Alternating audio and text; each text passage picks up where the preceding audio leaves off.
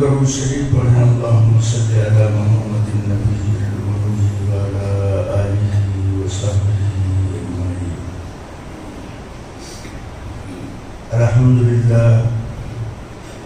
الحمدللہ رب العالمین والصلاة والسلام علی اشرف الانبیاء والمرسلین وعلی آلہ واصحابہ اجمعین۔ اما بعد،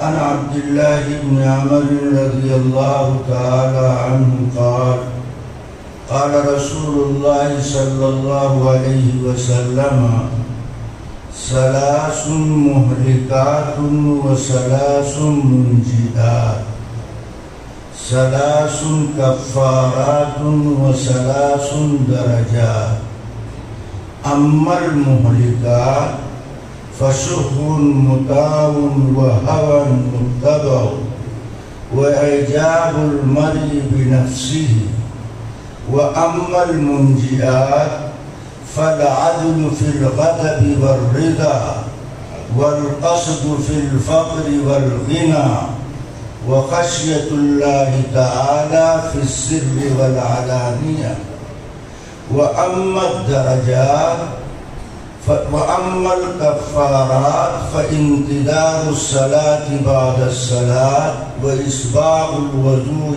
في الصبرات، ونقل الأقدام إلى الجماعة، وأما الدرجات فإطعام الطعام وإفشاء السلام، والصلاة بالليل والناس نيام، أو كما قال عليه السلام۔ حضرات علماء کرام، حاضرین مسجد، بزرگان محترم، اللہ تعالیٰ کی مہربانی، اس کا احسان اور کرم ہے کہ جمعیت علماء کی سیرت النبی اصلاح معاشرہ کے تحت مرتب کردہ پروگرام کے موافق اور مطابق آپ کے درمیان حضرت مولانا مفتی ابراہیم صاحب دامت برکاتہم کی قیادت و سیادت میں ہوئی۔ میں نے آپ کے سامنے ایک لمبی حدیث شریف پڑھی۔ اس حدیث میں حضور پاک علیہ السلام نے چند ایسے بنیادی اعمال کا تذکرہ فرمایا ہے جس کے اہتمام کرنے سے بندے کو دنیا آخرت میں بھلائی میسر آتی ہے۔ آج کی دنیا میں علم کی کمی کل کے مقابلے میں کم ہے۔ آج کل لوگوں کو کسی نہ کسی واسطے سے چیزوں کا علم حاصل ہو رہا ہے۔ آج کے دن میں جو سب سے بڑی ضرورت کی چیز ہے اور سب سے بڑی ہماری کمزوری ہے وہ ہے اعمال میں مضبوطی۔ علم تو ہم رکھتے ہیں مگر عمل میں ہم کمزور پڑ جاتے ہیں۔ عمل کی کمزوری کی وجہ سے اعمال میں کمزوری آتی جا رہی ہے۔ اعمال میں مضبوطی لانے کی ضرورت ہے۔ ہم دین کی بہت ساری باتیں بہت توجہ سے سنتے ہیں، لیکن جب عمل کرنے کا موقع آتا ہے تو ایک ضدی عورت کا کردار ادا کرتے ہیں۔ ضدی عورت کا مطلب آپ سمجھتے ہیں؟ یہ جو گھٹنا پکڑ کے بیٹھے ہیں، یہ گھٹنا اپنا چھوڑ دیں، ہاتھ چھوڑ کے ٹائٹ ہو کر بیٹھو۔ یہ گھٹنا نکل کر بھاگنے والا نہیں، ڈیریے نہیں کہ نکل کر کے بھاگ جائے گا۔ تھوڑا ٹائٹ ہو کر زندہ دل انسانوں کی طرح بیٹھو تو آپ سے متوجہ ہو کر کوئی بات کی جائے۔ آدمی جب متوجہ ہو کر بات سنتا ہے تو بات سمجھ میں آتی ہے۔ جب بات سمجھ میں آتی ہے تو عمل کرنے کا جذبہ، داعیہ، شوق، طلب، تڑپ، تمنا پیدا ہوتی ہے۔ اور اگر بات ہی نہیں سمجھے گا تو سننے کا ثواب مل جائے گا، عمل کی توفیق میسر نہیں آئے گی۔ اس لیے دین کی بات متوجہ ہو کر توجہ کے ساتھ سننا چاہیے۔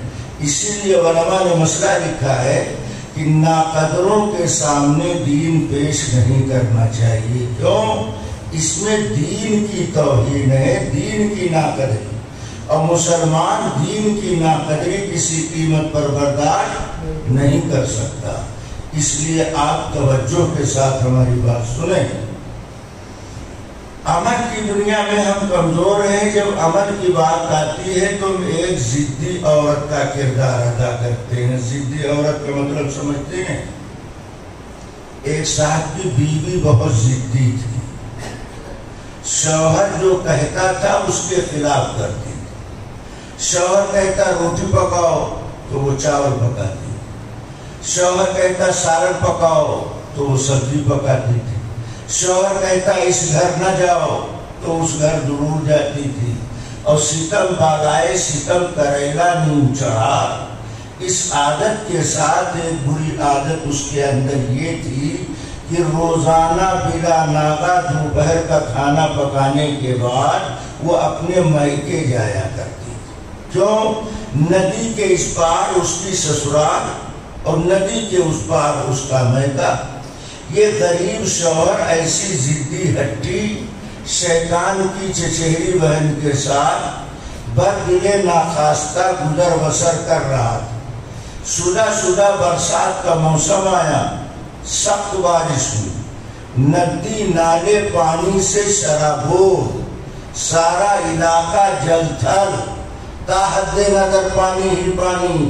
اب شوہر سوچنے لگا اس بھری ندی میں اگر یہ دریا پار کر کے میکہ گئی تو آج دریا میں ڈوب کر مر جائے، اس کو دریا میں ڈوبنے سے کیسے بچایا جائے؟ اگر میں منع کرتا ہوں تو ضد کی وجہ سے جائے گی، اگر میں نہیں منع کرتا ہوں تو عادت کی وجہ سے جائے گی، جب جانا طے ہے تو ڈوب جانا طے۔ شوہر نے بہت غور کیا تو ایک بات اس کی سمجھ میں آئی کہ جو میں کہتا ہوں یہ اس کے خلاف کرتی، لہذا بیوی کے پاس آ کر کے بولا بھینس لے کر نہ جانا، تو اس نے جواب دیا میں جاؤں گی، بھینس لے کر جاؤں گی۔ یہ دل ہی دل میں خوش ہونے لگا، کم وقت ڈوبنے سے بچ جائے گی۔ اس نے بھینس کو لیا، پہلے دریا میں بھینس کو اتارا، پھر بھینس کی دم کے سہارے دھیرے دھیرے دریا پار کرنا شروع کیا۔ جب بیگم کا دریائی سفر شروع ہوا تو یہ شوہر نامراد بے اختیار ہو کر دریا کے کنارے کھڑے بیگم کی دریائی سفر ملاحظہ کر رہے ہیں۔ جب شوہر نے دیکھا کہ بیوی بھینس کی دم کے سہارے 20 دریا میں پہنچی، اب دریا کی لہروں نے للکارا، دریا کے تھپیڑوں نے دبوچا، تو اس پار سے بے اختیار ہو کر بولا بھینس کی دم کو نہ چھوڑنا۔ شوہر کا اتنا کہنا تھا، اس ضدی بیوی نے بھری ندی میں جواب دیا یہ رہی تیری بھینس اور یہ رہی اس کی دم۔ اس نے بھینس کی دم کو چھوڑ دیا۔ 3 غوطہ کھانے کے بعد مرے ہوئے مینڈک کی طرح دریا کے اوپر۔ اب شوہر نے دیکھا کہ بیوی تو مر گئی ہے، کم سے کم اس کی مردہ لاش ہاتھ آ جائے، تو یہ دریا کے کنارے روتے ہوئے چلے جا رہے ہیں۔ سامنے سے چند نوجوان آ رہے، انہوں نے چچا کو روتا دیکھ کر رو کر پوچھا جناب کیا بات؟ کہنے لگے ہماری بیوی دریا میں ڈوب کر مر گئی ہے، میں اس کی مردہ لاش لینے جا رہا ہوں۔ نوجوانوں نے کہا چچا آپ کا بھیجا چل بسا، یہ دریا پچھم سے پورب کی طرف بہ رہا ہے اور آپ لاش لینے کے لیے الٹے پورب سے پچھم کی طرف آ رہے ہیں۔ تو چچا نے کہا بھتیجو تم سمجھتے نہیں، ہماری بیوی بہت ضدی تھی، جو میں کہتا تھا اس کے خلاف کرتی تھی، لہذا مرنے کے بعد اس کی لاش پورب نہیں جائے گی بلکہ الٹے پچھم کی طرف جائے گی۔ تو ان نوجوانوں نے کہا چچا آپ کی بات سن کر پتہ چل گیا کہ ضدی عورت کے ساتھ رہتے رہتے تم بھی ضدی ہو چکے، تو میں آپ لوگوں کو تو ضدی نہیں سمجھتا ہوں، آپ لوگ تو ماشاءاللہ سمجھدار، سنجیدہ، باوقار ذمہ دار قسم کے معلوم ہوتے ہیں، مگر کچھ لوگوں کو تو میں ضدی ضرور سمجھتا ہوں، کچھ لوگوں کو تو میں ضدی ضرور سمجھتا ہوں جو حق بات کے معلوم ہو جانے کے بعد اور سچ بات کے سامنے آ جانے کے بعد پھر بھی غلط کام کرنا نہیں چھوڑتے ہیں۔ ایسے لوگ ضدی قسم کے عورت کا کردار ادا کرتے ہیں، انہیں اپنی غلط روش سے باز آنا چاہیے۔ حضرت عبداللہ ابن عمرو رضی اللہ تعالیٰ عنہ فرماتے ہیں کہ اللہ کے پیغمبر نے ایک دن ارشاد فرمایا کہ 3 چیزیں ہلاکت میں ڈالنے والی ہیں، یعنی 3 کام جو آدمی کرے گا وہ بربادی کے اندر مبتلا ہو۔ 3 کام ایسے ہیں جن کے کرنے میں خرابی ہی خرابی ہے، بربادی ہی بربادی۔ اس کے بعد نبی نے کہا 3 کام ایسے ہیں جن کے کرنے میں خیر ہی خیر ہے، اچھائی ہی اچھائی۔ اس کے بعد نبی نے فرمایا 3 چیزیں ایسی ہیں جس کو جو آدمی اختیار کرتا ہے، انجام دیتا ہے، تو اللہ ان اعمال کی برکت سے اس کے گناہ معاف کر دیے جاتے ہیں، گویا وہ اعمال اس کے گناہ کے لیے کفارہ بن جاتے ہیں۔ آخر میں نبی نے 3 باتیں ایسی بتائیں، فرمایا جو آدمی یہ 3 کام کرے گا اس عمل کی برکت سے اللہ اس کے درجے کو بلند کرے گا، وہ دنیا میں بھی نیک نام ہوگا اور آخرت کے اندر بھی سرخرو ہوگا۔ اس طور پر اللہ کے پیغمبر علیہ السلام نے آج کی مجلس میں 12 باتیں ارشاد فرمائی۔ 3 چیزیں وہ جو بربادی میں مبتلا کرنے والی، اور 3 چیزیں وہ جو نجات کا راستہ آسان کرنے والی، اور 3 چیزیں وہ جو گناہوں کے لیے کفارہ بننے والی، اور 3 اعمال وہ جو انسان کے درجات کو بلند کرنے والے ہیں۔ کیا آپ چاہتے ہیں کہ ہم آپ کو یہ باتیں بتائیں؟ کون چاہتا ہے؟ ذرا ہاتھ اٹھاؤ تو پتہ چلنا چاہیے۔ ماشاءاللہ سب چاہتے ہیں، مگر بول ہم کچھ رہے ہیں، سمجھ آپ کچھ رہے ہیں۔ میں نے کہا ہاتھ اٹھاؤ تو آپ نے ایک ہاتھ کیوں اٹھایا؟ میں نے تو نہیں کہا ایک ہاتھ اٹھاؤ۔ آپ کے ہاں اس کو ہاتھ کہتے ہیں، اس کو پیر بولتے ہیں، یا اس کو بھی ہاتھ ہی کہتے ہیں؟ مولانا بیان کے آخر میں دعا کرائیں گے تو کہیں گے دعا کے لیے ہاتھ اٹھاؤ، وہ بھی تو ہاتھی کا جملہ بول رہے ہیں، ہاتھی کا جملہ تو نہیں بول رہے ہیں۔ کہہ رہے ہیں ہاتھ اٹھاؤ، تو آپ ایک ہاتھ اٹھائیں گے یا دونوں؟ تو مولانا ہاتھ بولیں تو دونوں ہاتھ آ جاوے، اور ہم بولیں تو ایک ہاتھ کہاں سے آ گیا؟ لفظ ہمارا مطلب آپ سپلائی کریں گے تو کہنے والا کچھ کہے گا، آپ کچھ سمجھ بیٹھیں گے۔ اذان صبح ہوگی، مؤذن صاحب اذان کے لیے ہاتھ اٹھائیں گے، کان میں انگلی ڈالیں گے، تو ایک ہی ہاتھ کی ایک انگلی ڈالیں گے، دوسرے کان میں کچھ نہیں ڈالیں گے۔ ارے اللہ کے بندے، ساری جگہ جب ہاتھ بولا جاتا ہے تو دونوں ہاتھ سمجھا جاتا ہے، اور جب ہم نے ہاتھ کا لفظ بولا تو یہ آپ نے ایک ہاتھ کہاں سے سمجھ لیا؟ لفظ ہمارا مطلب آپ کا نہیں چلے گا، دونوں ہاتھ اٹھا۔ ماشاءاللہ، اب سمجھ میں آیا کہ ہاتھ کا مطلب آپ سمجھ گئے۔ اب اس کے ساتھ ایک مطلب اور سمجھ گئے، جہاں کام بننے کا کوئی راستہ باقی نہ رہے، جہاں کام بننے کا کوئی راستہ باقی نہ رہے، کوئی طریقہ سمجھ میں نہ آئے، وہاں دونوں ہاتھ اٹھا دو، ہر مشکل آسان ہو جائے، وہاں ہر مشکل آسان ہو جائے۔ مسلمان کے دونوں ہاتھ معمولی بات پر نہیں اٹھتے، اہم ترین موقعوں پر مسلمانوں کے دونوں ہاتھ اٹھتے ہیں، یا تو اللہ کی عبادت کے لیے ہاتھ اٹھاتا ہے، یا کسی پریشانی میں مبتلا ہے تو اللہ سے مدد مانگنے کے لیے ہاتھ اٹھاتا ہے۔ اور نیک چیز کا ارادہ کرنا یہ بھی مسلمان کے لیے اہم ہے، تو دونوں ہاتھ اٹھا کر کے اپنی عاجزی انکساری کا اظہار ہے اور اللہ سے مدد و تائید کی درخواست ہے۔ اس لیے میں نے آپ سے دونوں ہاتھ اٹھایا۔ بہرحال یہ تو درمیان کی بات آئی ہو گئی۔ اللہ کے پیغمبر علیہ السلام فرماتے ہیں ثلاث مہلکات، تین چیزیں ہلاکت میں ڈالنے والی، فشوق مطاع وہوى متبع واعجاب المرء بنفسه، ایسی خواہش نفس، ایسی خودغرضی جس کی اطاعت کی جائے، تابعداری کی جائے۔ شوق کہتے ہیں بخل کو، خود غرضی، مطلب پرستی۔ دین اور دنیا میں فرق سمجھو، میں دو جملے میں بتاتا ہوں۔ جہاں انسان کو دنیا کی ضرورت ہو وہاں اللہ کے فیصلے پر بندے کو قناعت کرنا چاہیے، اور جہاں دین پر عمل کا موقع آئے وہاں ہر مسلمان کو سبقت کرنا چاہیے۔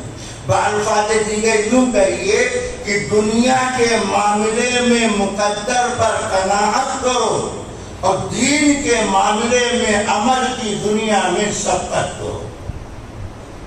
مگر ہم نے ترتیب پلٹ دیا، دین کے معاملے میں قناعت کرنے لگے اور دنیا کے معاملے میں حرص و لالچ پیدا کرنے لگے۔ اللہ کے پیغمبر فرماتے ہیں لالچ جس کی اتباع کی جائے یہ انسان کو ہلاکت میں ڈالنے والی۔ دنیا کے معاملے میں قناعت کرو، مقدر میں رب نے جتنا لکھ دیا اتنا مل کر رہے گا، کوئی روک نہیں سکتا۔ دین کا معاملہ مقدر پر نہیں ہے، دین کا معاملہ محنت قربانی پر، اور دنیا کا معاملہ مقدر نصیبے پر۔ لہذا دنیا کے معاملے میں قناعت کرو اور دین کے معاملے میں سبقت کرو۔ حضرت عبداللہ ابن عمر رضی اللہ تعالیٰ عنہ فرماتے ہیں کہ ایک دن میں چل کر کے ابو ہریرہ کے پاس گیا ملنے کے لیے۔ میں ابو ہریرہ سے ملا تو ابو ہریرہ نے کہا ابن عمر تمہیں ہم اللہ کے نبی کا ارشاد نہ سناؤں، فرمان نہ سناؤں؟ کہا ضرور سنائیے۔ تو ابو ہریرہ کہتے ہیں کہ اللہ کے نبی نے فرمایا کہ جو مسلمان کسی مسلمان میت کی نماز جنازہ میں شرکت کرے گا تو میت کی نماز جنازہ پڑھنے پر اللہ اس مسلمان کو 1 قیراط اجر عطا فرمائیں گے، اور اگر اس کی تدفین میں شرکت کرتا ہے، قبر پر مٹی ڈال کر بھی آتا ہے تو اللہ اس کو 2 قیراط ثواب عطا فرمائیں گے۔ حضرت ابن عمر نے جب ابو ہریرہ سے یہ بات سنی تو ابو ہریرہ سے پوچھا ابو ہریرہ تم نے خود نبی کو فرماتے ہوئے یہ سنا؟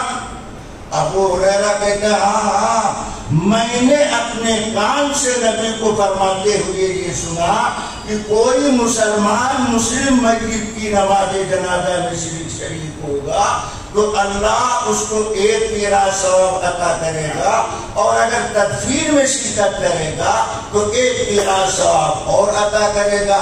پھر حضرت ابو ہریرہ ہی قیراط کی تفسیر کرتے ہیں، فرماتے ہیں قیراط یہ احد پہاڑ سے بڑا، 1 قیراط احد پہاڑ سے بڑا ہے۔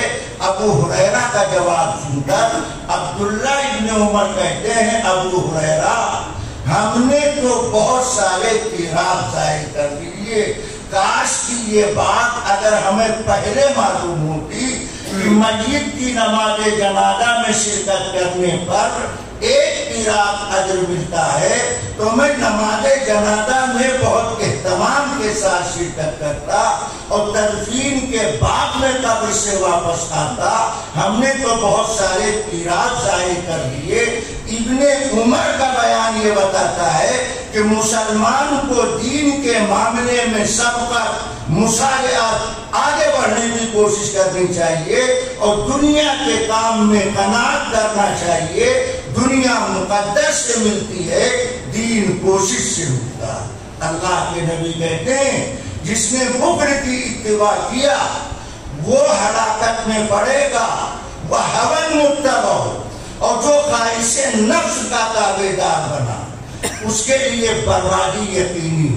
خواہش نفس کی اتباع کرنا کیا مطلب؟ جو چیز نفس کو اچھا لگتا ہے وہ کام ہم کرتے ہیں، چاہے دین میں اس کی گنجائش ہو یا دین میں اس کی اجازت نہ ہو، مگر جی کو چیز اچھی لگتی ہے تو اس کو ہم بہت اہتمام سے انجام دیتے ہیں۔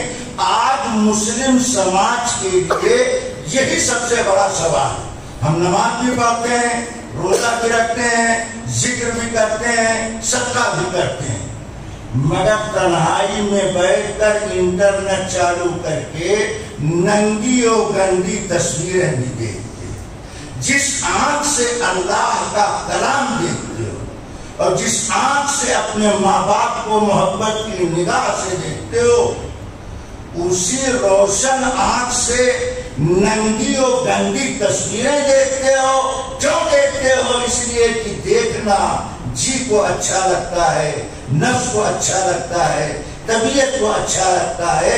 اللہ کے نبی کہتے ہیں جو آدمی خواہش نفس کی اتباع کرے گا وہ ہلاکت کے اندر پڑے گا، وہ بربادی کے اندر پڑے گا۔ نفس کو اچھا لگتا ہے گندی باتیں سننا، گانا سننا، اس لیے دلچسپی کے ساتھ وہ اس کو سنتا ہے، نماز بھی پڑھتا ہے، دینی مجلس میں بھی شرکت کرتا ہے، مگر یہ گندے گھناؤنے کام چھوڑنے کے لیے تیار نہیں ہے۔ جس کے اندر یہ عادت ہوگی اس کے لیے بربادی یقینی۔ ہاں، جتنی دیر اللہ اللہ کیا اس کا اجر تو ملے گا، مگر جتنی دیر رات کالی کیا ہے اس کی سزا بھی اسے ملے گی۔ اس لیے خواہش نفس کی تابعداری نہ کرو، جو جی کو اچھا لگ رہا ہے وہی ہم کام کر رہے ہیں۔ داڑھی کاٹنے والے سے کہو، داڑھی نہ رکھنے والے مسلمان سے کہو، بھائی چہرہ مہرا ظاہر تو کم سے کم مسلمانوں جیسا بنا لو تو وہ ہم کو سمجھائے گا۔ مولانا ظاہر سے کیا ہوتا ہے؟ مولانا ظاہر سے کیا ہوتا ہے؟ دل صاف شفاف آئینے کی طرح ہونا چاہیے۔ ہمارا دل پاک ہے، صاف ہے۔ ارے بے غیرت ظالم بے حیا بھیڑیا، جب تو ظاہر پر اسلام کی ہدایت لاگو کرنے کے لیے تیار نہیں ہے تو تم باطن میں اسلام کی ہدایت کو لاگو کرے گا۔ یہ نظریہ بالکل غلط ہے کہ باطن پاک رہنا چاہیے، ظاہر جیسے چاہے جس طرح چاہے رہے، یہ غلط بات۔ اللہ کے نبی کیا کہتے ہیں؟ اللہم اجعل سریرتی خیرا من علانیتی، اللہم اجعل سریرتی خیرا من علانیتی، اے اللہ ہمارے باطن کو ظاہر سے اچھا بنا دے، وجعل علانیتی صالحا، اور اے اللہ ظاہر کو بھی اچھا بنا دے، اے اللہ ظاہر کو بھی اچھا بنا دے۔ ظاہر بھی اچھا ہونا چاہیے، باطن بھی اچھا ہونا چاہیے۔ مسلمان کا ظاہر باطن دونوں اللہ کی ہدایت و فرمان کے مطابق ہونا چاہیے۔ جو لوگ ظاہر درست کرنے میں خواہش نفس کی اتباع کرتے ہیں وہ باطن کا سہارا لے کر ظاہری معاملات میں اپنے آپ کو الگ کر لیتے۔ نبی فرماتے ہیں تیسری چیز ہلاکت میں ڈالنے والی وہ اعجاب المرء بنفسہ، آدمی کا اپنے آپ کو اچھا سمجھنا۔ اعجاب المرء، آدمی کا اپنے آپ کو پارسا مزکا سمجھنا۔ میں بہت نیک آدمی ہوں، میں تہجد گزار ہوں، میں بہت صدقہ خیرات کرنے والا ہوں، میں غلط کاموں میں شرکت نہیں کرتا۔ اللہ کے جب فلا تزکوا انفسکم، اپنے کو پارسا نہ سمجھو، اپنے کو پارسا نہ سمجھو۔ یہ خیال دل سے نکال دو کہ ہم بہت اچھے، بہت نیک ہیں۔ کتنی بھی نیکیاں اچھے اعمال کرنے کے بعد مسلمانوں اللہ سے کہو اللہ اپنے کرم سے قبول فرما لیجیے، ہمارے عمل کے اندر طاقت نہیں، ہمارے عمل کے اندر طاقت نہیں ہے۔ اپنے کو اچھا سمجھنا، دوسروں کو گندا سمجھنا، یہ کبر تکبر کی علامت، یہ کبر تکبر کی علامت ہے۔ کبر تکبر بڑائی یہ شیطان کی عادت و خصلت ہے۔ جب آدمی کبر کے اندر مبتلا ہو جاتا ہے تو وہ اپنے آگے کسی کو اچھا نہیں سمجھتا۔ ایک ہے عجب اور ایک ہے کبر، دونوں میں فرق۔ عجب کہتے ہیں اپنے کو اچھا سمجھنا، سامنے والے کے بارے میں کوئی رائے قائم نہیں کرنا۔ میں سب سے اچھا ہوں. اور لوگ کیسے ہیں ہم سے مطلب نہیں. اپنے کو اچھا سمجھنا, سامنے والے کے بارے میں کوئی رائے قائم نہ کرنا, یہ ہے عجب. یہ بھی تکبر ہی کی قسم ہے, اپنے کو اچھا بڑا سمجھ رہا ہے. اور کبر کہتے ہیں اپنے کو بڑا سمجھنا اور سامنے کے لوگوں کو حقیر سمجھنا, اپنے کو پاکسا سمجھنا اور دوسرے لوگوں کو گنہگار نجس و ناپاک سمجھنا, یہ کبر بڑائی کہلاتی. اسی نے ابلیس کا تختہ پلٹ دیا, اسی نے ابلیس کا تختہ پلٹ دیا. اللہ کے نبی کہتے ہیں خود پسندی, عجب, اپنے کو اچھا سمجھنا, یہ آدمی کے لیے بربادی کا سامان ہے. چھوٹا بڑا جتنا عمل ہو جائے, رو رو کر تنہائی میں اللہ سے عاجزی انکساری کے ساتھ درخواست کرنا چاہیے, مالک اپنے کرم سے قبول فرما لیجئے, ہمارے عمل کے اندر طاقت نہیں ہے. اور اگر اپنے کو پاکسا نہیں سمجھنا شروع کر دیا تو وہ آدمی اپنے لیے بربادی کا سامان اکٹھا کر رہا ہے. یہ تین چیزیں انسان کو ہلاکت میں ڈالنے والی. آگے تین چیزیں اللہ کے نبی فرماتے ہیں وَثَلَاثٌ مُنْجِئَاتٌ, اور تین چیزیں ہلاکت سے نجات دلانے والی, بربادی سے بچانے والی. پہلی چیز فَالْعَدْلُ فِي الْغَضَبِ وَالرِّضَىٰ, انصاف کی بات غصے میں اور خوشی میں.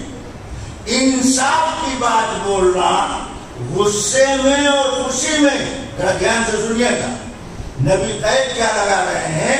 قول عدل, حق بات, انصاف کی بات غصے میں اور خوشی میں. جس آدمی میں یہ عادت علامت ہوگی وہ آدمی نجات پائے گا بربادی سے. جو انصاف کی بات کہتا ہے غصے میں اور خوشی میں. حضرت علی رضی اللہ تعالیٰ عنہ تشریف فرما تھے, ایک یہودی علی کے سامنے بیٹھ کر نبی کو گالی دینے لگا. حضرت علی نے نبی کو گالی دیتے ہوئے یہودی کی زبان سے گالی کے الفاظ سنے تو فوراً شیر کی طرح یہودی پر حملہ آور ہوئے, اس کو اٹھا کر زمین پر پٹکا اور سینے کے اوپر حضرت علی سوار ہو. میرے جیتے جی تو ہمارے پیغمبر کو گالی دے گا, ماں باپ کو گالی دے گا, میں اس کو برداشت نہیں کرتا. جائے کہ ہمارے پیغمبر کو ہمارے سامنے گالی. حضرت علی نے زمین پر پٹک دیا اور سینے پر سوار. وہ یہودی زمین پر پڑا ہوا سینے پر علی کو دیکھ رہا. تھوڑی دیر کے بعد اس نے حضرت علی کے منہ پر تھوک دیا, حضرت علی کے منہ پر تھوک دیا. حضرت علی نے اس کو چھوڑ دیا, الگ کھڑے ہو گئے. لوگوں نے کہا علی تم بھی عجیب آدمی ہو, نبی کو گالی دیا تھا تو چاہ بیٹھے سینے پہ سوار تھے, اور اس بے غیرت نے ڈائریکٹ آپ کے منہ پر تھوک دیا اور آپ نے اس کو چھوڑ دیا. حضرت علی کا جواب سن. حضرت علی نے کہا لوگوں میں اس کے سینے پر سوار تھا اس لیے کہ اس نے میرے آقا کو گالی دیا, اس بات پر مجھے غصہ آیا. اس بات پر مجھے غصہ آیا کہ یہ میرے نبی کو گالی دے رہا. میں نے نبی کی محبت میں اس کو زمین پر لٹا دیا, اور جب اس نے میرے منہ پر تھوکا, اب اگر میں کوئی کارروائی کرتا تو یہ کام علی کی ذات کے لیے ہوتا, نہ کہ نبی کی ذات کے لیے. ان کا غصہ بھی نبی کے واسطے ہے, اپنی ذات کے واسطے نہیں ہے. اللہ کے پیغمبر فرماتے ہیں غصے میں اور خوشی میں حق بات کہنا یہ انسان کو ہلاکت بربادی سے بچاتی ہے. حق بات کہنا, ذرا دھیان سے سنو, حق بات کہنے کے لیے چند بنیادی شرطیں. اتنا بڑا مجمع ہے, میں ایک مثال دیتا ہوں. پورے مجمع میں سے میں دعوے سے کہتا ہوں ایک آدمی کھڑا نہیں ہوگا یہ سچ بات بولنے کی. بات سچ ہے, آپ بھی گردن ہلا کے کہیں گے سچ ہے, مگر پہلے ہی میں یہ دعویٰ کرتا ہوں آپ میں سے ایک آدمی یہ لفظ بولنے کے لیے تیار نہیں ہوگا جبکہ بات سچ ہے. مثال, ہر آدمی اپنی بیوی کو میڈم, بیگم, زوجہ, جورو, بیوی بولتا, سچ. اپنی بیوی کو شوہر بلاتا ہے تو کہتا میڈم ادھر آؤ، بیگم ذرا ادھر آؤ، میری زوجہ ادھر آؤ، میری بیوی ادھر آؤ، میری اہلیہ ادھر آؤ، خانم ادھر آؤ، وغیرہ وغیرہ. بالکل سچی بات ہے، اس میں کچھ جھوٹ نہیں. صبح ہوئی، ابا کو پورے دن بولتے ہوئے صاحبزادے سلموں نے سنا. صبح ہوئی تو لڑکا بھی فارم میں آیا، کہتا ابا کی میڈم ادھر آؤ، ابا کی بیگم ادھر آؤ، ابا کی زوجہ ادھر آؤ، ابا کی اہلیہ ادھر آؤ. تو ماں اگر غیرت مند ہے، حیادار ہے، تو چمٹا لے کر کے دوڑائی. کمبخت یہ تیرا باپ بول سکتا ہے مگر تو نہیں بول سکتا. بات تو سچ ہے، وہ غلط نہیں بول رہا. اس کی ابا کی میڈم ہے، ابا کی بیگم ہے، ابا کی زوجہ ہے، بات غلط نہیں ہے، مگر باپ بولے تو ماں خوشی خوشی بات قبول کرتی. اور وہی بات اگر لڑکا بول دے تو ماں چمٹا لے کر کے دوڑا رہی. کیوں؟ یہ بات سچ تو ہے مگر باپ بول سکتا ہے، بیٹا نہیں بول سکتا ہے. بات بولنے کا سلیقہ ہونا چاہیے، قرینہ ہونا چاہیے، طریقہ ہونا چاہیے. بات سچی ہے، سچی بات کہنے کے لیے رنگ اور ڈھنگ ہونا چاہیے. تو کڑوی سے کڑوی بات کو سمجھ قبول کر لیتا ہے، اور اگر کہنے کا رنگ ڈھنگ باداری ہے تو لوگ اچھی بات بھی قبول نہیں کرتے ہیں. اللہ کے نبی کہتے ہیں سچ بات کہو غصے میں اور خوشی میں. علامہ شبیر عثمانی لکھتے ہیں کہ سچ بات کہنے میں 3 شرطوں کا خیال رکھنا چاہیے. یہ جو لوگ جماعت میں جاتے ہیں ان کا سابقہ بہت پڑتا ہے. کبھی بیڑی پینے والا، کبھی گھاس کھودنے والا، کبھی چھلی چڑانے والا، کبھی بیل کھولنے والا.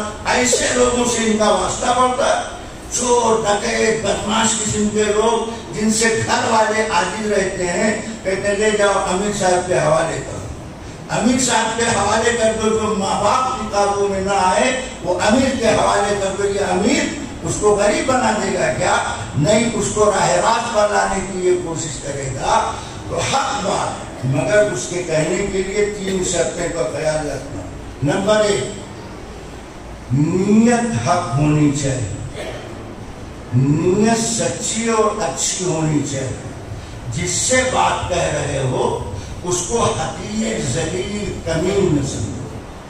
گناہ سے نفرت کرو، گنہگار سے نفرت نہ کرو. کفر سے نفرت کرو، کافر سے نفرت نہ کرو.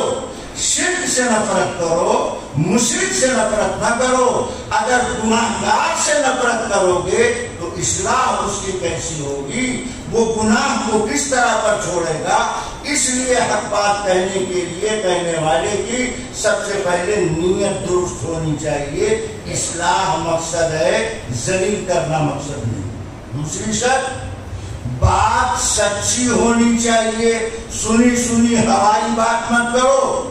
جس بات کی تحقیق نہ ہو، جس کا حسب نسب معلوم نہ ہو، اس کا بولا فضا کے اندر نہ چھوڑا کرو. یہ دین لاوارث نہیں ہے، اس کے محافظ ہر دور میں رہے ہیں. لہذا بات روحانات سچی پکی چچی کلی بولنے کی ہمت طاقت رکھا کرو. سنی سنی ہوائی باتیں مت بولا کرو. اور تیسری شرط، علامہ فرماتے تیسری شرط، طریقہ اچھا ہونا چاہیے.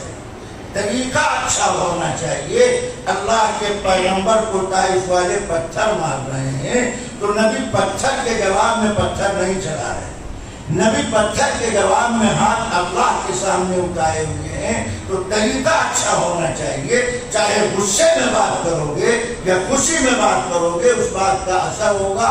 اللہ کے نبی فرماتے ہیں نجات دلانے والی دوسری چیز، فرمایا فالعدل فی الغضب والرضا والقصد فی الفقر والغنى. والقصد فی الفقر والغنى، محتاجی میں اور خوشحالی میں درمیانہ روی سے خرچ کرنا، میانہ روی سے خرچ کرنا. اللہ جس حال میں رکھے، اللہ کے دین کے لیے مال خرچ کرنے کا جذبہ اپنے اندر پیدا کرو.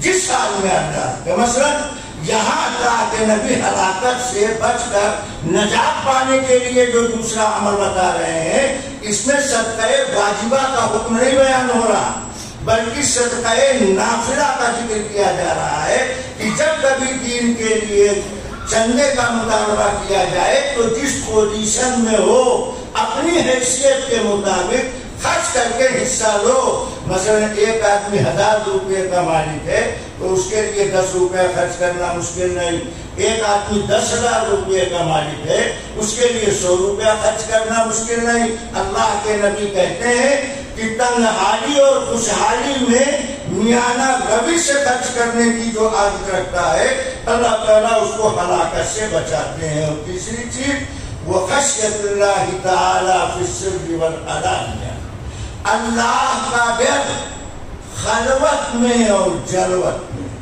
اللہ کا ڈر تنہائی میں اور مجمع میں۔ جس آدمی کے دل میں اللہ کا ڈر ہوگا وہ تمام حرام کاموں سے، ناجائز باتوں سے اپنے آپ کو الگ تھلگ رکھے گا، وہ ہلاکت تباہی بربادی سے بچے گا۔ اور جس آدمی کے دل میں اللہ کا ڈر نہیں ہوگا وہ گناہ سے بچ نہیں سکتا۔ گناہ سے بچنے کا نسخہ دینیا آسان طریقہ اللہ کا ڈر اپنے دل میں پیدا کرو۔ اللہ کا ڈر کیا ہے؟ اللہ کا ڈر کیا ہے؟ اللہ کا ڈر یہ ہے کہ اللہ کی عظمت اپنے دل میں بٹھاؤ، اللہ کی بڑائی کا احساس اپنے دل میں جگاؤ کہ اس اللہ کے سامنے ہمیں اپنے کالے کارناموں کے ساتھ کھڑا ہونا ہوگا۔ اللہ کے سامنے ہمیں اپنے گندے ناپاک نجس ناپاک عمل کے ساتھ رب کی دربار میں کھڑا کیا جائے گا۔ وہ وقت کیسا وقت ہوگا؟ اس وقت کو سوچو گے تو دل میں اللہ کی عظمت بھی پیدا ہوگی اور اللہ کا ڈر بھی پیدا ہوگا۔ جب اللہ کی عظمت پیدا ہوگی تو پھر حرام چیز سے بچنا آسان ہو جائے گا۔ اللہ کے نبی کہتے ہیں ہلاکت سے بچانے والی چیز اللہ کا ڈر خلوت میں اور جلوت میں۔ جہاں رہو اللہ کے ڈر کا احساس کرو۔ اگر میں آپ سے پوچھوں کہ گناہ کس کو کہتے ہیں تو آپ ہم کو گناہ نہیں سمجھا پائیں گے، اور صبح سے شام تک بولتے ہیں یہ گناہ ہے، یہ گناہ ہے، یہ گناہ ہے، یہ گناہ۔ اور پوچھ لوں کہ گناہ کہتے کس کو ہیں تو آپ بغیر جھانکیں گے گناہ کس کو کہتے ہیں۔ میں آپ کو آسان کر کے سمجھاتا ہوں، دھیان سے سنو۔ گناہ کس کو کہتے ہیں؟ گناہ کی پہچان کیا ہے؟ ایک ہے نافرمانی۔ نافرمانی کس کو کہتے ہیں؟ چھوٹا اپنے بڑے کی بات نہ مانے تو کہتے ہیں یہ بڑا نافرمان ہے۔ چھوٹا اپنے بڑے کی بات نہ مانے تو کہتے ہیں یہ بڑا نافرمان ہے، اپنے بڑے کی بات نہیں مانتا۔ بڑا اپنے چھوٹے کو دو ہی بات کہتا ہے، دھیان سے سنو۔ بڑا اپنے چھوٹے کو دو ہی بات کہتا ہے، کبھی کہتا ہے یہ کام چھوڑ اور کبھی کہتا ہے یہ کام اس طرح کرو۔ تو جو بڑا چھوٹے کو کام چھوڑنے کو کہے اس کام کو نہ چھوڑے تو یہ چھوٹا اپنے بڑے کا نافرمان، یا بڑا اپنے چھوٹے کو کسی کام کے کرنے کا حکم دے اور اس کام کا طریقہ بھی بتائے کہ یہ کام اس طرح انجام دیا جائے گا، اب وہ چھوٹا وہ کام تو کر رہا ہے مگر بڑے کے بتائے ہوئے طریقے کے مطابق نہیں کرتا، منمانا طریقے پر وہ کام کرتا ہے تو اس چھوٹے کو بڑے کا نافرمان کہا جائے گا۔ یہی بندہ اگر اللہ رسول کے حکم کردہ بات کو نہ مانے تو اسی کو گناہ کہا جاتا ہے، یا اللہ رسول کے حکم کردہ طریقے کو نہ اپنائے، اپنا طریقہ اس میں داخل کر دے، اسی کا نام گناہ۔ اس گناہ سے بچنے کا راستہ طریقہ کیا ہے؟ اس گناہ سے بچنے کا طریقہ آسان طریقہ یہ ہے کہ اللہ کا ڈر اپنے دل میں پیدا کرو۔ اللہ کا ڈر پیدا کرنے کا مطلب یہ ہے کہ یہ سوچتے رہو ہم کہیں بھی رہے اللہ دیکھ رہا، اللہ دیکھ رہا، اللہ سے کوئی چیز چھپی ہوئی نہیں۔ یہ احساس جس دن دل میں زندہ ہو جائے گا آپ کے لیے گناہ سے بچنا. بوڑھا ہو گیا سڑک پر کھڑے ہو کر کے دیکھو بوڑھا آدمی بوڑھی عورت کو جوان عورت کو لچائی نظر سے دیکھتا ہے. تیرے گھٹنے بیمار ہو گئے, تیری پردے بھویں پک چکی ہیں, شرم نہیں آتی, اپنی پوتی اور نواشی کو لچائی نظر سے دیکھتا ہے. یہ بیماری سے کیوں کھائی جائے؟ اس لیے کہ اللہ کے ڈر سے یہ نڈر ہو چکا. اللہ نے جس کو نابینا کر دیا, ساری دنیا مل کر آج تک اس کو بینا نہیں کر پائی ہے. اگر اللہ نے آپ کی روشنی اسی جرم میں کھینچ لے تو کوئی روشنی لوٹانے والا نہیں ہے. اللہ کا ڈر دل میں پیدا ہوگا تو حرام چیزوں سے بچنا آسان ہو جائے گا. جب ڈر انسان کے دل میں پیدا ہوتا, سنو, جب ڈر پیدا ہوتا ہے تو مشکل کام کرنا آسان ہو جاتا ہے. مثال کے طور پر جو بچے کالج میں پڑھتے ہیں وہ رات کے 3 بجے تک امتحان کی تیاری کرتے ہیں. کیوں؟ ان کو ڈر ہے کہ کہیں امتحان میں ہم فیل نہ ہو جائے. فیل ہونے کا ڈر دل میں بیٹھا تو نوجوان بچے کے لیے رات میں 3 بجے تک جاگنا آسان. یہ 70 سال کا بوڑھا, 50 سال کا قریب بوڑھا, اس کے لیے 3 بجے رات میں جاگنا مشکل کیوں ہو رہا؟ 3 بجے رات میں اٹھ کر اللہ کی عبادت اس کے لیے مشکل کیوں ہے؟ اس لیے کہ اللہ کا ڈر اس کے دل کے اندر نہیں. اس بچے کے دل میں امتحان میں فیل ہونے کا ڈر ہے, اس لیے رات کے 3 بجے تک جاگنا آسان. اس بڈھے جوان کے دل میں اللہ کا ڈر نہیں ہے, اس لیے رات کے آخری پہر میں اٹھ کر اپنے اللہ کے سامنے رو کر معافی مانگنے کی توفیق نہیں ملتی. اللہ کا ڈر تو وہ ہے. انسان کا ڈر انسان کو لگتا ہے کہ 6 بجے کمپنی پہنچنا, تو چاہے سردی ہو, گرمی ہو, برسات ہو, ملازم کمپنی 6 بجے پہنچ جاتا ہے. کیوں؟ اگر 6 بجے نہیں پہنچیں گے تو کمپنی ملازمت سے باہر کر دے گی, ملازمت سے نکال باہر کر دے گی. اس ڈر نے جوان کو 6 بجے کمپنی پہنچنا آسان کر دیا. اللہ کا ڈر مسلمانوں دل میں پیدا ہو جائے تو گناہ سے بچنا اور گناہ پر رونا ہمارے لیے آسان ہو جائے. دنیا آخرت کی ہر مصیبت سے ہم بچ سکتے ہیں. آگے فرمایا وَأَمَّا الْكَفَّارَةُ, اور 3 چیزیں گناہوں کے لیے کفارہ. کفارہ کا مطلب کیا ہے؟ اگر یہ کام کرو گے تو اس عمل کی برکت سے اللہ تمہارے گناہ معاف کر دیں گے.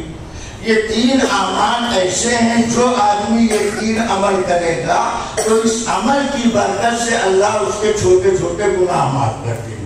گناہ صغیرہ نیک اعمال سے معاف کیے جاتے ہیں, لیکن گناہ کبیرہ بڑے بڑے گناہ جیسے کفر, شرک, زنا, شراب, جوا وغیرہ وغیرہ, یہ بغیر توبہ کے معاف نہیں ہوتے. یہ بغیر توبہ کے معاف نہیں ہوتے. یہاں نبی علیہ السلام جو اعمال بتا رہے ہیں, ان اعمال کی برکت سے گناہ صغیرہ معاف ہو جائے. پہلی چیز فرمایا انتظار الصلاۃ بعد الصلاۃ, ایک نماز کے بعد دوسری نماز کا انتظار کرنا. نماز پڑھ کر آیا ہے مگر دل اس کا نماز میں لگا ہے کہ ابھی عشاء کی نماز ہم کو پڑھنا ہے, ابھی عشاء کی نماز ہمارے دل میں باقی ہے. یہ نماز کے انتظار میں جو دل اس کا متوجہ رہتا ہے, اس عمل کی برکت اللہ کے نبی یہ بتاتے ہیں کہ اللہ اس کی وجہ سے اس کے گناہ معاف کرتا رہتا ہے. یہ وضو کر کے آیا چپ چاپ نماز کے انتظار میں مسجد میں بیٹھ گیا, نہ قرآن پڑھ رہا ہے نہ ذکر کر رہا, چپ چاپ خاموش باوضو مسجد میں نماز کے انتظار میں بیٹھا. اللہ کی نظر میں یہ کتنا بڑا آدمی ہے. اللہ کے نبی کہتے ہیں اس نماز کے انتظار کرنے والے کو اللہ نماز پڑھنے کا ثواب عطا فرماتے ہیں. وہ بھی مقبول نماز کا ثواب اللہ اس کو عطا فرماتے ہیں نماز کے انتظار میں بیٹھنے کی وجہ سے۔ فرمایا وَانتظار الصلاۃ بعد الصلاۃ، ایک نماز کے بعد دوسری نماز کے انتظار میں لگنا یہ انسان کے گناہوں کے لیے کفارہ۔ ایک طریقہ تو یہ ہے کہ وقت سے پہلے مسجد میں آ کر بیٹھا، دوسرا طریقہ یہ ہے وقت سے پہلے مسجد میں نہیں آیا، اپنی دکان پر بیٹھا ہوا مگر دل اس کا مسجد میں لگا، نماز کو بار بار یاد کر رہا ہے۔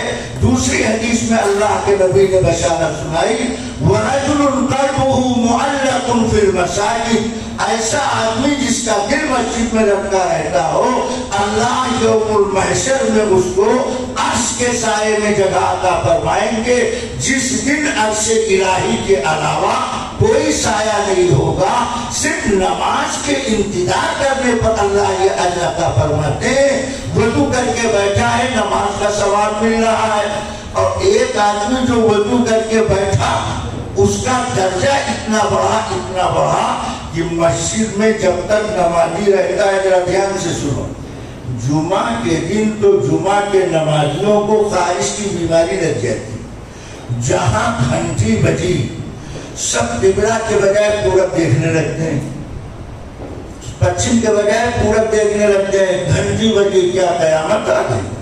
ارے اللہ کے بندے 2-4 منٹ اگر زیادہ وقت لگ جائے گا تو تمہیں نماز پڑھنے ہی کا ثواب ملے گا، پتہ نہیں آئندہ جمعہ نصیب ہو یا نہ نصیب ہو، کہیں تمہاری زندگی کا یہ آخری جمعہ ہی نہ ہو، یہ سوچ کر صبر کر لیا کرو۔ اللہ کے گھر میں ٹکنے کا مزاج عادت بناؤ۔ ایک آدمی وضو کر کے آیا مسجد میں بیٹھا، اس کا مقام اللہ کی نظر میں کتنا بلند ہے۔ سنو، اللہ ایک فرشتہ اس کے پاس بھیجتا ہے، اللہ ایک فرشتہ اس کے پاس بھیجتا ہے، کہتا ہے جاؤ اس کے پاس بیٹھ کر اس کے لیے دعا مانگو۔ یا اللہ کیا دعا مانگے؟ تو اللہ اس فرشتے کو دعا بھی سکھا دیتے ہیں، جاؤ اس کے پاس بیٹھو، اس کے لیے تم جو دعا مانگو، تم درخواست کرو، ہم تمہاری دعا قبول کریں گے، مگر یہ دعا اپنے لیے نہیں، اس نماز کے انتظار کرنے والے مصلی کے لیے۔ وہ فرشتہ آتا ہے، اس آدمی کے پاس بیٹھ جاتا ہے، اللہ سے دعا اس کے لیے کرنے لگتا ہے۔ کیا دعا مانگتا؟ اللہ نے دعا بھی فرشتے کو سکھائی، کہا تم یہ مانگنا اللہم اغفر لہ، اے اللہ اس کو بخش دے، اے مالک اس کو معاف فرما دے، اللہ اس کو گناہوں سے پاک صاف فرما دے۔ ایک دعا۔ دوسری دعا وہ فرشتہ اس کے لیے مانگتا ہے اللہم ارحمہ، اے اللہ رحم فرما دے، اے مالک اس پر کرم فرما دے۔ فرشتہ اس کے لیے دعا کر رہا ہے۔ یہ کتنے بڑے اعزاز کی بات ہے، کتنے بڑے کرم کی بات ہے، اللہ کی مہربانی کی بات ہے۔ ہمیں اس اعزاز کو حاصل کر کے اپنے برے اعمال کے معافی کے واسطے سامان مہیا کرنا چاہیے۔ ایک عمل گناہوں کے کفارے کے لیے یہ، دوسرا عمل وہ اسباغ الوضوء فی الصبرات، اور سخت ترین سردی میں کامل وضو کرنا، سخت ترین سردی میں کامل وضو کرنا۔ جنوری فروری کا مہینہ آ رہا ہے، آ جاؤ دیوبند، پتہ چل جائے گا سردی کس چیز کا نام۔ گرم پانی کے بغیر ٹھنڈ پانی سے وضو کرنا، ہم تو شاید وضو کر لیں گے مگر آپ لوگ وضو نہیں کر پائیں گے۔ ہم اسی علاقے میں رہتے ہیں تو ہمارے اندر قوت برداشت ہے، مگر آپ لوگوں کو ایسی سردی کا سامنا نہیں کرنا پڑتا، آپ کے لیے جھیلنا مشکل ہو جائے گا۔ اللہ کے نبی فرماتے ہیں سخت ترین سردی میں، سخت ٹھنڈک میں کامل وضو کرنا یہ گناہوں کے واسطے کفارہ، یہ گناہوں کے واسطے کفارہ ہے۔ کیوں؟ سردی میں پانی کامل طور پر استعمال کرنا، سردی کی وجہ سے انسان کی کھالیں خشک ہو جاتی، ان پر خشکی پپڑی جم جاتی، اس لیے سردی میں جب وضو کیا کرو تو اعضائے وضو کو مر کے دھویا کرو تاکہ خشکی تری میں تبدیل ہو جائے اور تم اس بشارت کے حقدار و مستحق بن جاؤ۔ سخت ترین سردی میں کامل وضو کرنا یہ گناہ کے واسطے کفارہ ہے۔ مگر علماء کرام جانتے ہیں کہ حضرت گنگوہی رحمۃ اللہ علیہ اس حدیث میں جس میں وضو کے کمالات ذکر کیے گئے ہیں کہ اعضائے وضو دھلنے سے اعضائے وضو کے گناہ معاف ہو جاتے ہیں۔ چہرہ دھویا تو چہرے کے گناہ، ہاتھ دھویا تو ہاتھ کے گناہ، یعنی گناہ صغیرہ معاف کیے جاتے ہیں۔ حضرت گنگوہی فرماتے ہیں نہیں، تم نے حدیث کا مطلب ہی نہیں سمجھا، اس سے گناہ کبیرہ بھی معاف کیے جاتے ہیں۔ گناہ کبیرہ معاف کیے جاتے ہیں۔ کہا جی ہاں، دلیل کیا ہے؟ کہا دلیل وہی نبی کا فرمان، نبی نے وضو کے شروع میں کیا پڑھنے کو کہا؟ اللہم اغفر لی۔ کون سی دعا بتائی؟ رب اغفر لی۔ ارے پڑھو بابا، کون سی دعا بتائی؟ جب وضو کرنا شروع کرو تو کون سی دعا پڑھنی چاہیے؟ میں کوئی نہیں جانتا۔ وضو کرنا شروع کرو تو دعا مانگو، اے اللہ میری مغفرت فرما، میری روزی میں برکت فرما، میرے گھر میں وسعت پیدا فرما۔ یہ دعا نبی نے بتائی، رب اغفر لی، اے اللہ مجھ کو بخش دے۔ تو بخشش کی دعا کون مانگتا ہے؟ جو صاحب ایمان ہوتا ہے۔ اور توبہ کس کا نام ہے؟ گناہوں پر معافی مانگنا۔ تو حضرت کہتے ہیں یہ دعا کے کلمات بتاتے ہیں کہ وہ چھوٹے بڑے ہر گناہ سے معافی مانگتا۔ اور دعا کے اخیر میں جو وضو کے اخیر میں جو دعا نبی نے تلقین فرمائی امت کو بتایا، اور اس اخیر کے بھی جملے بتاتے ہیں، وَاجْعَلْنَا مِنَ التَّوَّابِينَ وَاجْعَلْنِي مِنْ عِبَادِكَ الصَّالِحِينَ۔ اللہ ہمیں توابین میں سے بنا دیجئے، نیک بندوں میں شامل فرما دیجئے۔ یہاں تو کلیئر طور پر ذکر کر دیا گیا کہ یہ توابین میں سے ہے، اور تواب کہتے ہیں توبہ کرنے والے کو اللہ کی ذات سے کچھ بعید نہیں ہے کہ ان اعمال کی برکت سے اللہ صغیرہ کبیرہ دونوں طرح کے گناہ معاف فرما دے۔ اخیر میں تیسری چیز گناہوں کے لیے کفارہ کے واسطے اللہ کے نبی فرماتے ہیں، وَنَقْلُ الْأَقْدَامِ إِلَى الْجَمَاعَةِ، پیدل چل کر مسجد آنا، دور سے پیدل چل کر مسجد آنا، یہ بھی گناہوں کے لیے کفارہ۔ جتنے قدم باوضو ہو کر نمازی قدم اٹھاتا ہے، ہر قدم پر اللہ ایک گناہ معاف کرتا ہے، اللہ ایک نیکی عطا کرتا ہے، اللہ ایک درجہ بلند کرتا ہے۔ جب نبی نے مسجد نبی میں مسجد پیدل آنے کی یہ فضیلت بشارت سنائی تو صحابہ میں ہلچل مچ گئی۔ کچھ صحابہ مسجد قبلتین کے پاس رہتے تھے، کبھی کچھ صحابہ مسجد قبلتین کے پاس رہتے تھے۔ وہ جب نبی کے پاس آئے اور یہ بات انہوں نے سنی تو نبی سے کہنے لگے، آقا ہم تو قبلتین کے پاس رہتے ہیں۔ مسجد قبلتین وہی ہے جس میں نبی نے مدینہ میں رہتے ہوئے مسجد اقصی کی طرف 16 مہینہ مدت کے نماز پڑھا۔ اس کے بعد جب کعبہ پر قبلہ بنا دیا گیا تو نماز ہی میں آپ نے قبلہ بدل دیا، اسی لیے اس مسجد کو مسجد قبلتین کہا جاتا ہے۔ حاجی لوگوں نے اس مسجد کو دیکھا بھی ہے، دونوں قبلے کے نشانات اپنی جگہ باقی ہیں۔ اس محلے میں رہنے والے صحابہ نبی کے پاس آئے، کہنے لگے اللہ کے رسول ہر نماز میں مسجد نبی میں آنا ہمارے لیے مشکل ہے، اس لیے آپ اجازت دے دیں ہم مسجد نبی کے اگل بغل میں مکان بنا لیں تاکہ آسانی سے مسجد کی جماعت میں شریک ہو جایا کرے۔ اللہ کے نبی نے فرمایا مکان بدلنے کی ضرورت نہیں، جو جتنا دور سے چل کر آئے گا اللہ اس کو اور زیادہ اجر و ثواب عطا فرمائے گا۔ اس لیے مسجد میں رہنا یہ الگ نیکی کمانے کا ذریعہ ہے، اور مسجد آنا جانا یہ الگ ثواب جمع کرنے کا ذریعہ ہے۔ اس کا اہتمام کرنا چاہیے، اور یہ اہتمام بعض دفعہ انسان کے مرتبے کو بہت بلند کر دیتی، بعض دفعہ انسان کے مرتبے کو بہت بلند کرتی ہے۔ میں ایک واقعہ آپ کو سناتا ہوں۔ حضرت عبداللہ ابن مبارک کا نام آپ نے سنا ہوگا. عبداللہ ابن مبارک ایک بہت بڑے محدث، بہت بڑے بزرگ اللہ والے گزرے. ان کے زمانے میں ان کے مکان کے سامنے ایک لوہار رہتا تھا. وہ لوہار ٹوٹتا تھا، لوہا بھیجتا تھا. عبداللہ ابن مبارک کا انتقال ہوا، اس لوہار کا بھی انتقال ہوا.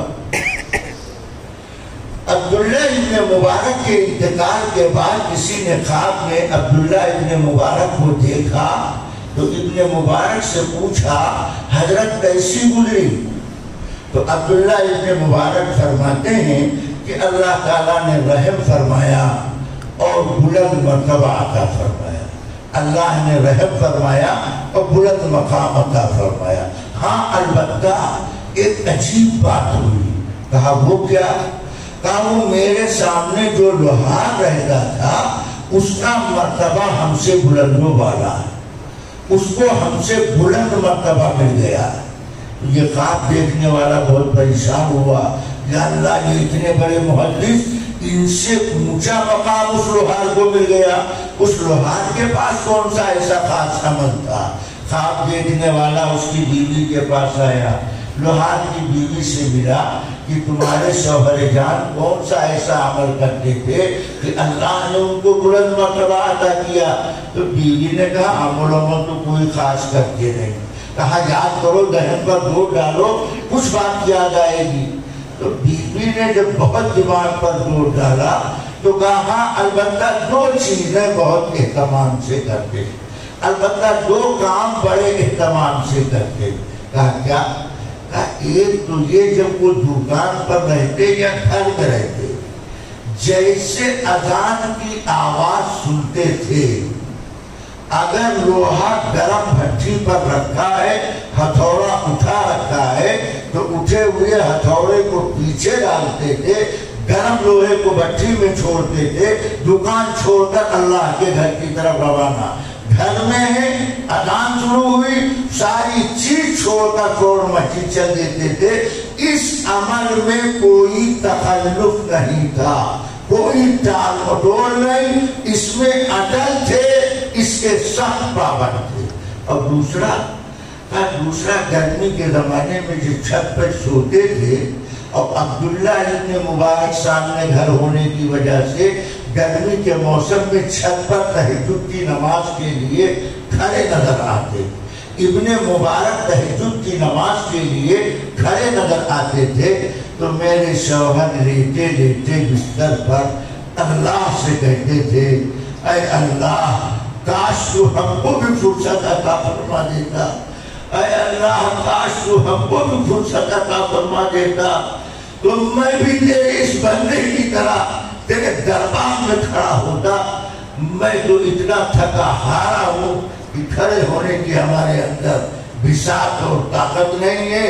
مگر اس لوہار کے دل میں یہ حسرت، یہ آرزو، یہ تمنا، یہ لڑک، یہ لالچ، یہ چاہت کہ کاش اللہ ہم کو توفیق دے تو ہم بھی انہیں کی طرح اپنی رات کو عبادت سے زندہ کرنے والے بن جائیں. اللہ نے اس لوہار کی حسرت، آرزو کا استقبال کر لیا اور ابن مبارک سے بلند مقام و مرتبہ عطا کر لیا. اس لیے مسلمانوں، مایوسی کی کوئی بات نہیں ہے. یہ اعمال انسانوں کے درجات کو بلند کرنے والے. آخر میں اللہ کے نبی نے ان سے قبل خیر والوں سے کہا جتنا دور سے چل کر آؤ گے اتنا زیادہ ثواب پاؤ گے. ہر قدم پر ایک گناہ معاف، ایک نیکی ملے، ایک درجہ بلند ہو جائے. آخر میں اللہ کے پیغمبر فرماتے ہیں وَأَمَّتْ دَرَجَاتِ، اور 3 اعمال ایمان والے کے رتبے مقام کو بلند و بالا کرنے والے. پہلا کام فَإِطْعَامُ الطَّعَامِ وَإِفْشَاءُ السَّلَامِ وَالصَّلَاةُ بِاللَّيْلِ وَالنَّاسُ نِيَامٌ. پہلا کام ہے لوگوں کو کھانا کھلانا. آپ کہیں گے مولانا آج آپ اچھی دلیل لائیں، ہم بھی تو 12 چیزوں کو کھانا کھلاتے ہیں، تو کیا اس سے ہمارے درجے بلند ہوں گے؟ فَإِطْعَامُ الطَّعَامِ کھانا کھلانا، کس کو؟ کھانا کھلانا مہمان کو، کھانا کھلانا یتیم بیوہ مسکین محتاج کو، کھانا کھلانا مہمان رسول اللہ کو، اس سے تمہارے درجے بلند کیے جائیں۔ اور ان باراتی لعنتی خرافاتی سماج میں لوٹ مار مچانے والے لوگوں کو کھانا کھلانے پر نہ تو تمہارے درجات بلند ہونے والے ہیں، نہ تمہارے گناہ معاف کیے جانے والے ہیں۔ اور میں بہت صفائی سے بات کہہ دینا چاہتا ہوں، یہ جو لوگ شیروانی پہن کر سرمادانی خالی کر کے باراتی لعنتی خرافاتی بن کر کرائے کی گاڑی میں بیٹھ لیتے ہیں، یہ کرائے کے ٹٹو اور کرائے کے کھانے والے، لفظ سخت ہے مگر جرم اس سے بڑا سخت ہے۔ تمہارا جرم اس سے بڑا سخت ہے جو تم سماج میں جرم بڑھا رہے ہو، جرم کا بڑھاوا دے۔ آپ سنجیدگی سے سوچو، دولہا اس کا باپ آپ کے پاس بارات کا کارڈ بھیجتا ہے، اس میں لڑکے کا نام ہے، لڑکے کے باپ کا نام ہے، باپ بیٹے کا موبائل نمبر ہے، تاریخ ٹائم۔ آپ ان کے دروازے پر پہنچے، کرائے کی گاڑی آ گئی، آپ کو کرائے دار کی طرح گاڑی میں بٹھا دیا گیا، آپ بیٹھ گئے۔ اس کے بعد دوسرے ڈسٹرکٹ میں لے جا کر کے کسی اجنبی انجانے کے دروازے پر آپ کو اتار دیا گیا، دن دہاڑے بن بلائے لڑکی کے باپ پر، اس کے دسترخوان پر آپ ٹوٹ پڑے، حملہ آور ہو گئے۔ غیرت نہیں آتی، شرم نہیں آتی کہ کارڈ دیا لڑکے نے، دعوت دیا لڑکے کے باپ نے، سواری اس نے منگائی، اس نے تو نہ تمہیں فون کیا ہے، نہ گاڑی بھیجی ہے، نہ کارڈ بھیجا ہے، نہ کھانے کے لیے بلایا۔ جس نے بلایا وہ کھلاتا نہیں، اور جس نے بلایا نہیں اس کے ہاتھ تم کھاتے ہو۔ مجرم تم ہو، وہ نہیں۔ تم فیصلہ کر لو، ایسے خیراتی کھانے ہمیں نہیں چاہیے جو ہماری عزت کو بٹا لگاتے ہو، جو ہماری حیثیت کو محدود کرتے ہو۔ ایسا کام ہم سماج کے اندر نہ کریں گے، نہ لوگوں کو کرنے دیں گے۔ تو میں اللہ کے گھر میں بیٹھ کے کہتا ہوں، کرائے پر باراتی نہیں ملیں گے، کرائے پر باراتی نہیں ملیں گے۔ یہ غیر شرعی طریقہ اپنے آپ مر جائے گا، ختم ہو جائے گا۔ تو کیا آپ اس کا فیصلہ نہیں لے سکتے کہ جن کو کھانا کھلانا چاہیے ان کو ہم کھانا کھلائیں گے، اور جن کے یہاں کھانا کھانا چاہیے ان کے یہاں ہم کھانا کھائیں گے؟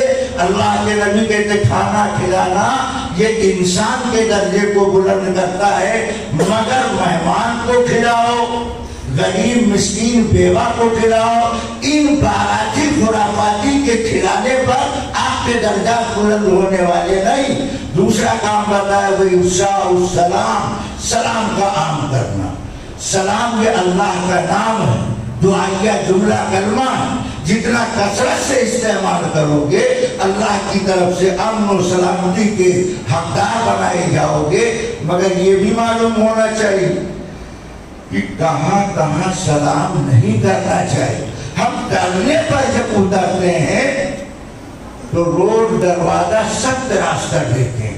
اب سلام کرنے کا جب بھوت سوار ہوا تو نہ استنجا خانہ چھوڑ رہا ہے، نہ پیشاب خانہ چھوڑ رہا ہے، نہ باورچی خانہ چھوڑ رہا ہے، نہ دسترخوان چھوڑ رہا ہے، نہ غسل خانہ چھوڑ رہا ہے۔ اللہ کے بندے جہاں سلام کرنا چاہیے وہ جگہ بھی تم کو معلوم ہونی چاہیے۔ ایک آدمی نیت باندھنے کے لیے ہاتھ اٹھائے گا، آپ ہاتھ بڑھائے جا رہے السلام علیکم، یہ سلام کرنے کی جگہ نہیں۔ ایک آدمی قرآن کھولے اللہ کا کلام پڑھ رہا، آپ ہاتھ ٹھوسے جا رہے ہیں، ہم سے سلام کر لیجیے۔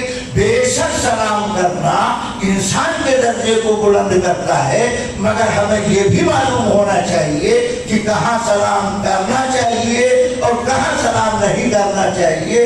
اگر اسٹینڈ کا پتہ نہیں ہوگا تو سلام کا ایکسیڈنٹ ہو جائے گا، ثواب کے بجائے گناہ کے حقدار بنا دیے جائیں گے، اس کا بھی پتہ ہونا چاہیے۔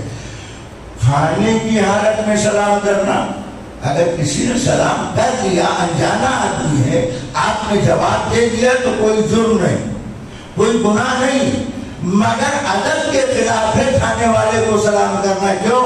اس کے دل میں کہیں خیال نہ آ جائے کہ بریانی خوشبودار ہے اس لیے سلام زوردار، بریانی خوشبودار ہے اس لیے سلام زوردار۔ وَالصَّلَاةُ بِاللَّيْلِ وَالنَّاسُ نِيَامٌ، اور رات کی نماز پڑھنا جب لوگ سو رہے ہوں، رات کی نماز پڑھنا جب لوگ سو رہے ہوں، یعنی تہجد کی نماز۔ رات والی نماز کون سی ہے؟ تراویح،